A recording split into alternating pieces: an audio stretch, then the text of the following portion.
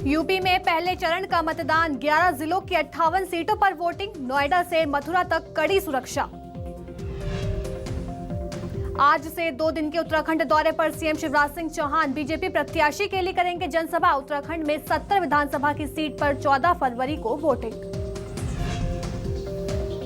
MP में कक्षा 9वीं और 11वीं की वार्षिक परीक्षा का टाइम टेबल जारी। कक्षा 9वीं की परीक्षा 16 मार्च से तो 11वीं की परीक्षा 15 मार्च से होगी शुरू।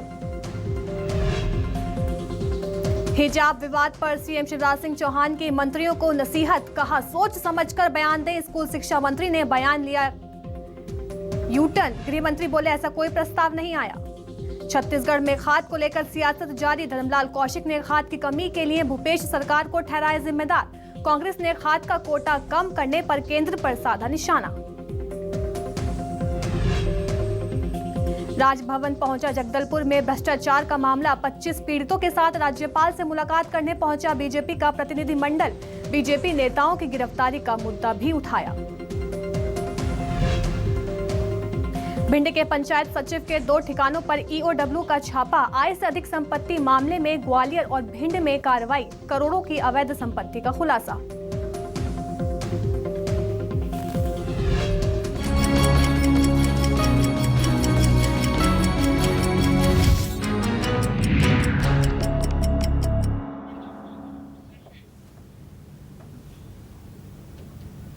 नमस्कार, मैं अलीशा और आप देख रहे हैं न्यूज 24 मध्य प्रदेश छत्तीसगढ़।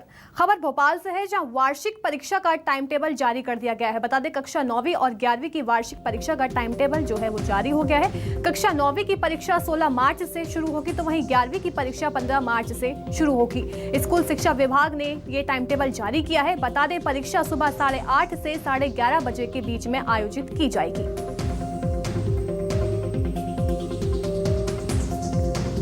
बता दें, परीक्षा सुबह 8:30 से 11:30 के बीच आयोजित होगी। कक्षा 9वीं और 11वीं की वार्षिक परीक्षा का टाइम टेबल जारी कर दिया गया है। कक्षा 9वीं की परीक्षा 16 मार्च से होगी, तो वहीं 11वीं की परीक्षा 15 मार्च से शुरू की जाएगी।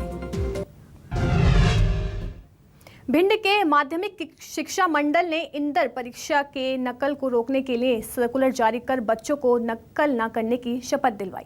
एसडीएम और जिला शिक्षा अधिकारी की मौजूदगी में परीक्षाओं में नकल न करने की शपथ दिलाई गई। बच्चों ने भी नकल न करने की शपथ लेते हुए अधिकारियों के साथ माध्यमिक शिक्षा मंडल द्वारा जारी किए गए सर्कुलर शपथ को दोहराया और हाथ उठाकर प्रतिज्ञा ली कि वो किसी भी हालत में नकल नहीं करेंगे और किसी को करने भी नहीं देंगे।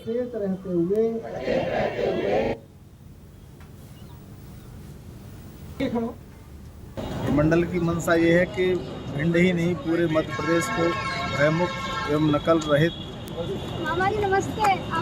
परीक्षाएं यहाँ कराई जाएं। विशेषकर अपने भिंड के कलेक्टर महोदय इसे विशेष रुचि लेकर के बड़ी प्लानिंग से बहुत अच्छे तरीके से तैयारियां चल रही हैं। हमारे ज़िले के समस्त स्कूलों में जहां परीक्षार्थी हैं 10th के और 12th के, तो उन सभी बच्चों को शपथ दिलाई जा रही है। मध्य प्रदेश में कोरोना की रफ्तार जो है अब थम गई है। एमपी में 24 घंटे में 3,226 मामले सामने आए हैं। 24 घंटे में कोरोना ने 5 लोगों से दम तोड़ दिया है, तो वहीं 6,980 लोगों ने कोरोना को मात भी दे दी है। बता दें, एमपी में कोरोना के 33,380 से ज्यादा इस समय एक्टिव केसेस हैं, तो वहीं भोपाल में 570 से ज्यादा मामले हैं। इंदौर में 365 नए मरीजों की पुष्टि हुई है। जबलपुर में 106 कोरोना संक्रमित मरीज सामने आए हैं। अगर रायसेन की बात करें तो रायसेन में 70 मामले सामने आए हैं। सागर में 58 नए मामले जो हैं वो सब सामने आए हैं। तो विदिशा में 197 कोरोना पॉजिटिव मरीज मिले हैं।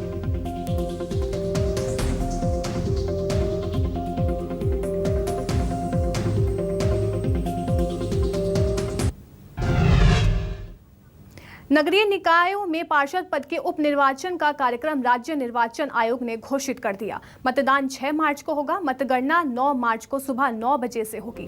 राज्य निर्वाचन आयोग के सचिव बीएस जामोद ने बताया कि निर्वाचन की सूचना 11 फरवरी को जारी होगी। इसके साथ ही नामांकन पत्र जमा होना प्रारंभ हो जाएगा, जो 18 फरवरी तक चलेगा। तो वहीं 21 फरवरी तक नामांकन वापस लिए जा सके हैं। अभ्यर्थियों के निर्वाचन प्रतीकों का आवंटन भी 21 फरवरी को होगा। कहां होगा निकायों के पार्षद पद का चुनाव। नगर पालिका परिषद रादोगढ़ विजयपुर के वार्ड क्रमांक 13, नगर परिषद निवास के वार्ड 14-15, नगर परिषद लखनादौन के वार्ड नंबर 6, नगर पालिका परिषद सारनी के वार्ड नंबर 21, नगर परिषद चिचौली के वार्ड नंबर 1, तो वहीं नगर परिषद छनेरा के वार्ड नंबर 6 में ये सारे चुनाव होंगे। बता दें, नगर परिषद निवास के वार्ड नंबर 14-15 में चुनाव होगा, तो वहीं नगर परिषद लखनदौन के वार्ड नंबर 6 में ये चुनाव किया जाएगा, तो वहीं नगर पालिका परिषद सारनी के वार्ड नंबर 21 में चुनाव किया जाएगा।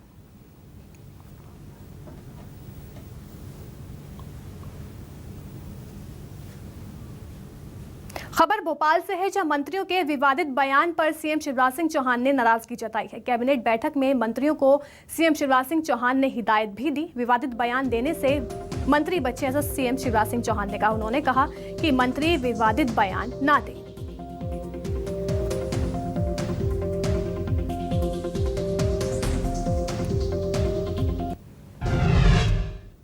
तो वहीं स्कूल शिक्षा मंत्री इंदर सिंह परमार 24 घंटे में ही हिजाब पर बैन लगाने के बयान से पलट गए। उन्होंने कहा कि उनकी बात का गलत अर्थ निकाला गया। एक दिन पहले ही उन्होंने कहा था कि हिजाब स्कूल यूनिफॉर्म कोड का हिस्सा नहीं है। बताया जा रहा है कि हिजाब मामले में सीएम शिवराज सिंह चौहान ने नाराजगी जाहिर की है। इसके बाद शिक्षा मंत्री को नया बयान जारी करना पड़ा। इंदर सिंह परमार ने कहा कि स्कूल में यूनिफॉर्म को लेकर उन्होंने जो बयान दिया था वो स्कूल में समानता, अनुशासन और पहचान के संदर्भ में था। कुछ लोगों ने मेरी कही बात को गलत अर्थ निकालकर गलत संदर्भ में पूरे देश के सामने रखा। फिलहाल हम नया यूनिफॉर्म कोड लागू नहीं करेंगे, ना ही इस पर कोई काम हो रहा है। स्कूलों में जो व्यवस्था चल रही है वही चलती रहेगी।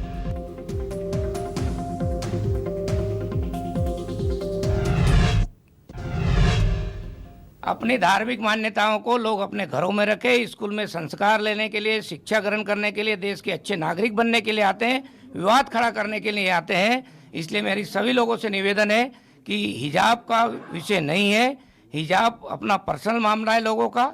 स्कूल के ड्रेस का पालन करना चाहिए। मेरा बयान स्कूलों में समानता,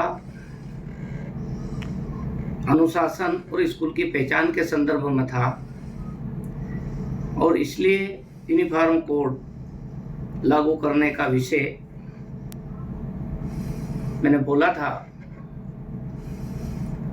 परंतु कुछ लोगों ने उसका गलत अर्थ निकाल करके गलत संदर्भ में पूरे देश के सामने विषय रखा है।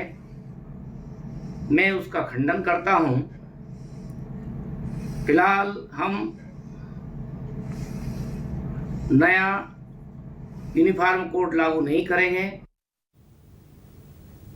मध्य प्रदेश में हिजाब पर बैन को लेकर गृह मंत्री नरोत्तम मिश्रा ने कहा कि एमपी में हिजाब को लेकर कोई विवाद नहीं है। उन्होंने बताया कि हिजाब को लेकर कोई भी प्रस्ताव सरकार के पास विचाराधीन नहीं है, इसलिए कोई भ्रम की स्थिति नहीं रहे। मतलब उन्होंने साफ किया कि मध्य प्रदेश में हिजाब को लेकर फिलहाल कोई फैसला नहीं लिया जा रहा है।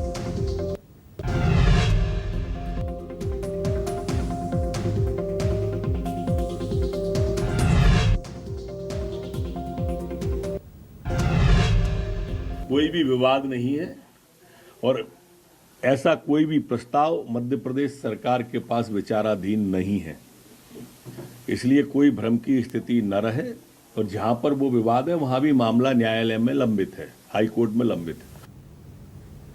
खबर भोपाल से है, जहां हिजाब को लेकर बीजेपी विधायक का बयान सामने आया है। बीजेपी विधायक रामेश्वर शर्मा का बयान सामने आया है। उन्होंने कहा कि स्कूलों को मदरसे मत बनाओ। उन्होंने ये भी कहा कि जिस दिन चाहेंगे एक ड्रेस कोड लागू कर देंगे। शिक्षा के मंदिर में हिजाब मत बांटो, तभी स्कूल में सिर्फ पढ़ाई होनी चाहिए, ऐसा रामेश्वर शर्मा का बयान सामने आया है। देखिए, अभी इस पर मध्य प्रदेश सरकार क्या निर्णय लेगी वो सरकार उसके बारे में बताएगी। मैं केवल इतना बता देना चाहता हूं तथाकथित बुद्धिजीवी लोगों को कि स्कूल जो है ये शिक्षा के मंदिर है, इनको सांप्रदायिक ताने बाने का केंद्र मत बनाओ। वहां से आप जय हिंद के नारे गुंजाने वाले नौजवान तो पैदा करो, वहां से झांसी की रानी लक्ष्मीबाई जैसी वीरांगना और बेटियों को तैयार करो, या कल्पना चावला की तरह उड़ान भरने वाले बेटियां तैयार करो, या भारत के सेना का सुरमौर बनने वाली बेटियां तैयार करो। वहां पर जो है धर्म के आधार पर बेटा और बेटियों को बांटने का धंधा मत करो।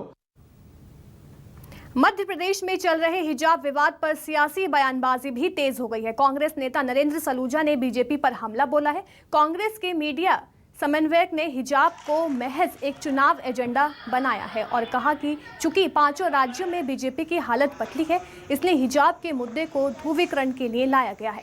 वहीं हिजाब विवाद पर मंत्री विश्वास सारंग का बयान भी सामने आ गया है, जिसमें उन्होंने अपनी सरकार का बचाव करते हुए कहा कि उनकी सरकार कभी बैकफुट पर नहीं रहती। साथ ही मंत्री सारंग ने स्कूल शिक्षा मंत्री के बयान को लेकर कहा कि उनके बयान को गलत तरीके से देखा जा रहा है।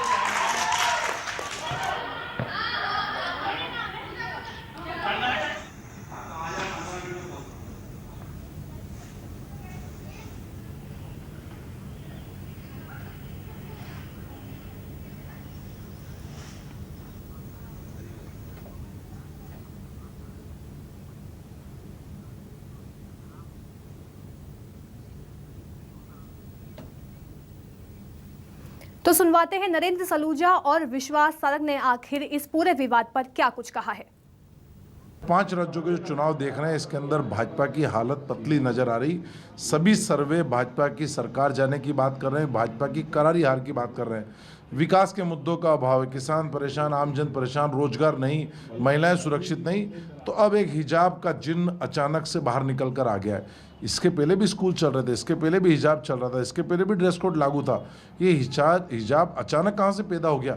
मुझे लगता है कि मीमांसा ही गलत है। इंदर सिंह परमार जी के पहले बयान को भी गलत ले लिया, दूसरे बयान को भी गलत लिया। उन्होंने तो ये बात की है कि अनुशासन और एक रूपता के लिए आदि अनादिकाल से ड्रेसेज हैं, केवल स्कूल की ड्रेस की बात थोड़ी है। कहाँ रोक लग रही है? कोई ये नया ज्ञान तो नहीं दे रही वो। हिंदुस्तान में किस बात पर रोक है? परंतु ये ज़रूर है कि ज़बरदस्ती की फ़िरका परस्ती फैलाने की बातें लोगों को नहीं करनी चाहिए। चाहे आप भोपाल के किसी विधायक का जिक्र कर रहे हो, जिनकी नेतागिरी और दुकान केवल धार्मिक उन्माद फैलाने से ही चलती हो। स्कूल शिक्षा मंत्री इंदर सिंह परमार के हिजाब को लेकर दिए बयान के बाद मध्य प्रदेश में विवाद छिड़ गया है। इसके विरोध में भोपाल में मुस्लिम लड़कियों ने हिजाब और बुर्का पहनकर फुटबॉल और क्रिकेट मैच खेलकर विरोध जताया। तो वहीं अब एक दूसरी वीडियो भी सामने आई है, जिसमें लड़कियां हिजाब पहनकर स्पोर्ट्स बाइक और बुलेट चलाते हुए नजर आ रही हैं और अब ये वीडियो खूब वायरल हो रही है। आप तस्वीर में देख सकते हैं कि कैसे लड़कियों ने बुर्का पहनकर एक तरफ तो क्रिकेट खेला, तो वहीं दूसरी तरफ बुर्का पहनकर उन्होंने स्पोर्ट्स बाइक और बुलेट की राइड की। इस तरह से वो हिजाब विवाद को लेकर विरोध जता रही हैं। आप तस्वीरें देख सकते हैं कि कैसे लड़कियां बुर्का पहनकर और हिजाब पहनकर एक तरफ तो क्रिकेट खेल रही हैं, तो वहीं दूसरी तरफ स्पोर्ट्स बाइक चलाते हुए बुर्खे में ही नजर आ रही हैं।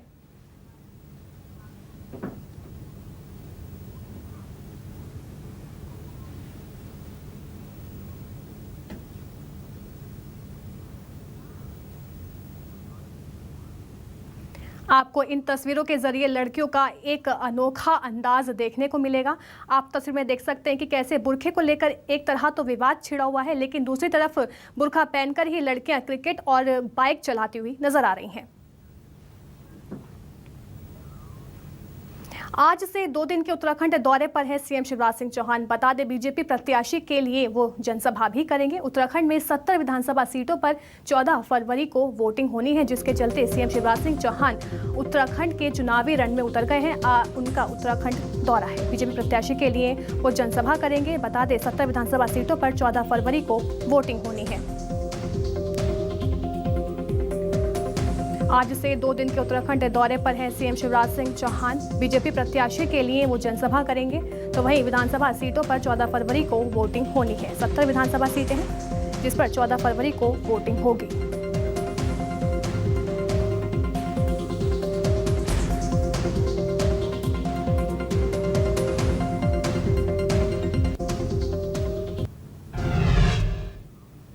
सीएम शिवराज सिंह चौहान इन दिनों हैदराबाद के दौरे पर हैं। इस दौरान आरएसएस प्रमुख मोहन भागवत और सीएम शिवराज सिंह चौहान बुधवार को स्वामी रामानुजाचार्य जी की याद में बनाए गए स्टैचू ऑफ इक्वालिटी पहुंचे। इस दौरान उन्होंने हैदराबाद शहर के बाहरी इलाके में चिन्ना जीयर स्वामी आश्रम में आयोजित होने वाले रामानुजाचार्य सह सावित्री समारोह में हिस्सा लिया और स्टैचू ऑफ इक्वालिटी के दर्शन भी किए।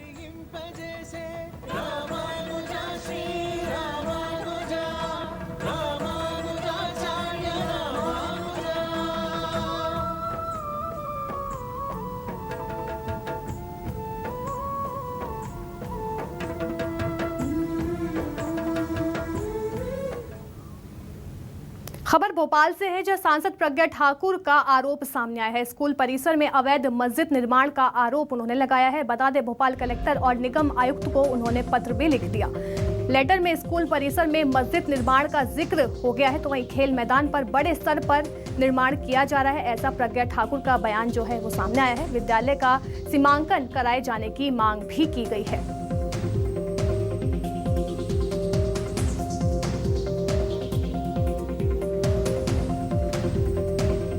सांसद प्रज्ञा ठाकुर का आरोप सामने आया है। बता दें कि उन्होंने स्कूल परिसर में अवैध मस्जिद निर्माण का आरोप लगाया है। खबर भोपाल से है, जहां कांग्रेस का घर चलो घर घर चलो अभियान अब बढ़ा दिया गया है। बता दें, उसकी तारीख अब बढ़ गई है। अब 15 मार्च तक ये अभियान चलाया जाएगा। पहले 28 फरवरी तक ये अभियान चलाया जाना था, लेकिन इसकी तारीख अब आगे बढ़ा दी गई है। अभियान के जरिए घर घर जा रहे हैं सभी कांग्रेस नेता।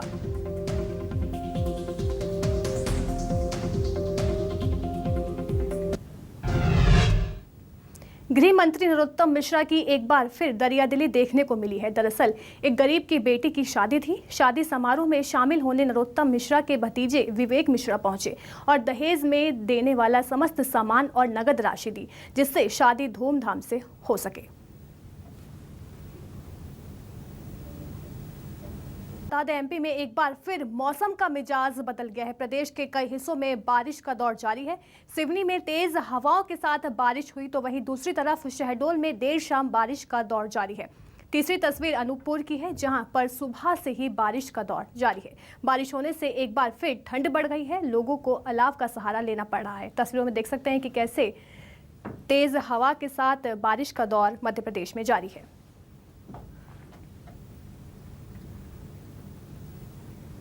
इंदौर में भोपाल सीबीआई टीम ने अवंतिका गैस लिमिटेड के मैनेजर को 15,000 रुपए की रिश्वत लेते गिरफ्तार किया है।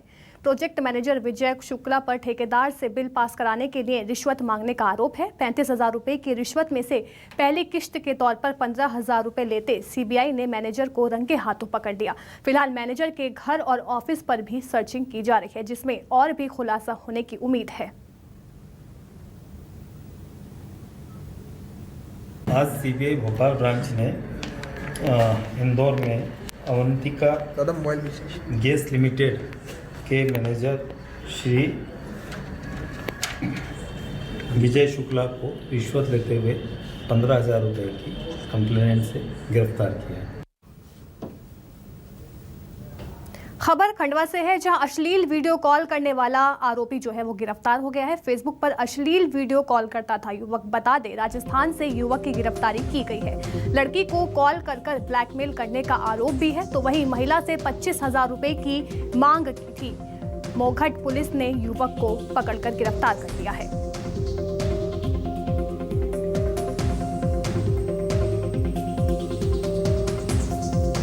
एक फूलचंद पिता मूलचंद सैनी है, ये कलवाड़ा है, निवासी जयपुर का। ये वो बना के इस महिला को ब्लैकमेल कर रहा था। पुलिस ने आरोपी को गिरफ्तार कर लिया है। पुलिस रिमांड लिया है। अब पुलिस इस मामले में इन्वेस्टिगेशन कर रही है। तो ये जबलपुर के नेताजी सुभाष चंद्र बोस केंद्रीय जेल में बेहद ही चौंकाने वाला मामला सामने आया है। जेल का सुरक्षा प्रहरी के अंदर बंद कैदियों को गांजा पहुंचाने का काम कर रहा था। जेल प्रहरी को गांजे की 10 गुड़ियों के साथ गिरफ्तार किया गया। जेल अधीक्षक का कहना है कि इस घटनाक्रम के बाद आरोपी प्रहरी राजेंद्र राठौर को फिलहाल तत्काल निलंबित कर दिया गया। साथ ही मामले की जांच की जा रही है।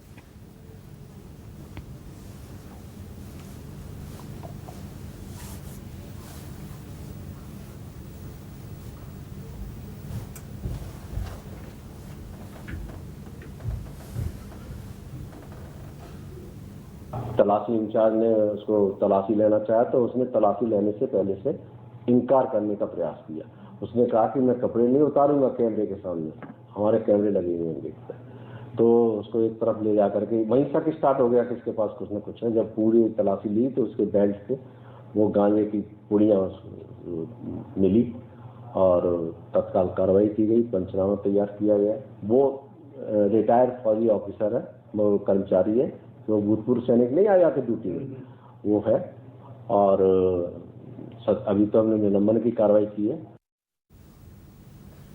खबर भोपाल से है, जहां पीएम आवास योजना के नाम पर धोखाधड़ी देखने को मिली है। धोखाधड़ी करने वाला आरोपी गिरफ्तार हो चुका है। क्राइम ब्रांच की टीम ने कानपुर से गिरफ्तारी की है। बता दें, आवास देने के नाम पर 3.5 लाख रुपए मांगे थे। तो वहीं आरोपी का चाचा गिरोह का मास्टरमाइंड है। आईटी एक्ट के तहत केस जो है वो दर्ज कर लिया गया है।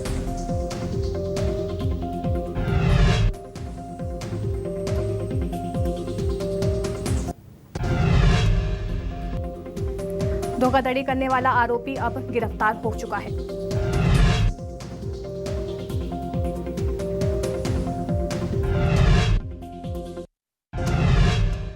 चूँकि ये एक शासकीय योजना से संबंधित मामला है और जिसके हितग्राहियों को लाभ पहुंचाना और किसी भी प्रकार का इसमें धांधली ना हो, कोई हेरफेर ना हो, कोई ठगी ना हो, ये एक बहुत ही इम्पॉर्टेंट महत्वपूर्ण विषय है पुलिस के लिए भी। और पुलिस लगातार इस प्रकार की शिकायतों के लिए बहुत संवेदनशील है।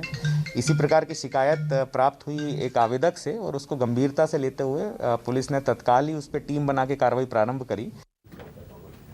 शिवपुरी पुलिस को बड़ी कामयाबी मिली है। पुलिस ने बाइक चोरी करने वाले गिरोह का खुलासा किया है। 3 चोरों को गिरफ्तार भी कर लिया गया। साथ ही पुलिस ने चोरों के पास से 41 बाइक भी बरामद किए। दरअसल पुलिस चोरी के खिलाफ अभियान चला रही है। इसी अभियान के तहत पुलिस को सफलता मिली है। 2 चोर फरार चल रहे हैं, जिनकी पुलिस अभी तलाश कर रही है।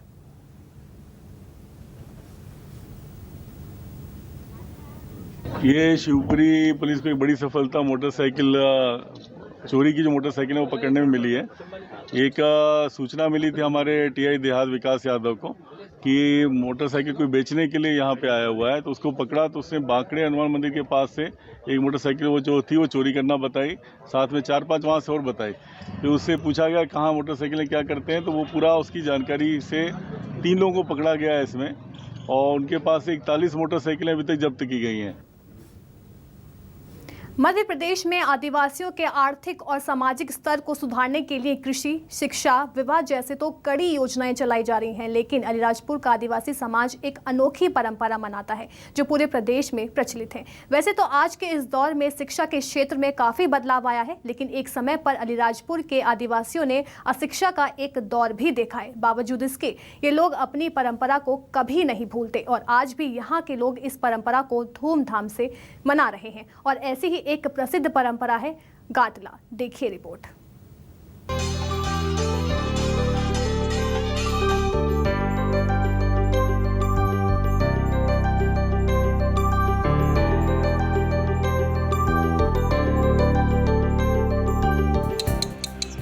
वैसे तो आज के इस दौर में शिक्षा के क्षेत्र में काफी बदलाव आया है, लेकिन एक समय पर अलीराजपुर के आदिवासियों ने अशिक्षा का एक दौर भी देखा है। बावजूद इसके ये लोग अपनी परंपरा को कभी नहीं भूलते और आज भी यहाँ के लोग अपनी परंपरा को धूमधाम से मनाते हैं। और ऐसी ही एक प्रसिद्ध परंपरा है गातला, जिसे गाता के नाम से भी जाना जाता है।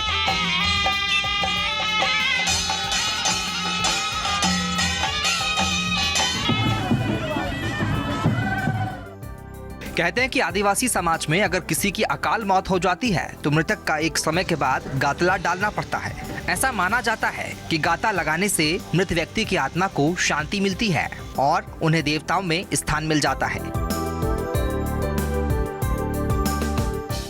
जिसके बाद उसका आशीर्वाद पूरे परिवार पर हमेशा बना रहता है।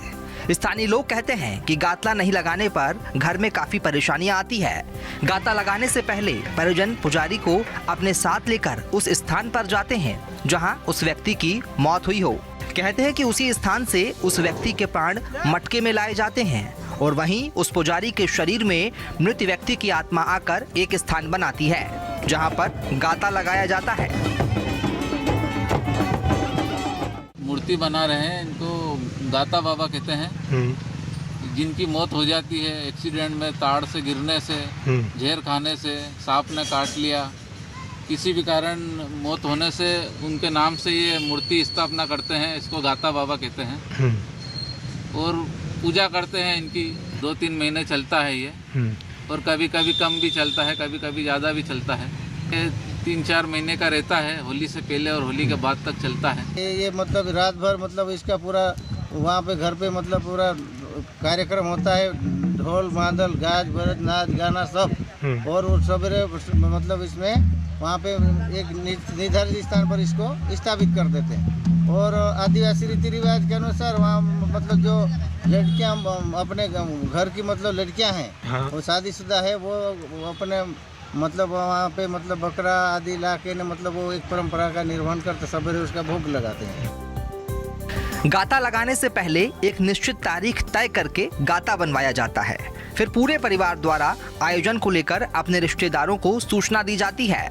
मूर्तिकार से गाता ले जाने से लेकर उसे लगाने तक पूरी रात नाच गाना किया जाता है और फिर घर की विवाहित बेटी मुर्गे और बकरे का भोग लगवाती है, जिसके बाद सूर्य की पहली किरण से पहले पुजारी द्वारा बताए गए उस निश्चित स्थान पर आदिवासी रीति रिवाज से गाता लगा दिया जाता है और गाता लगाने के बाद विवाह जैसे शुभ कार्य संपन्न किए जाते हैं। अलीराजपुर से सुनील जोशी के साथ bureau report news 24 Madhya Pradesh Chhattisgarh. चलिए फिलहाल के लिए बस इतना ही। बने रहिए न्यूज़ 24 मध्य प्रदेश छत्तीसगढ़ के साथ।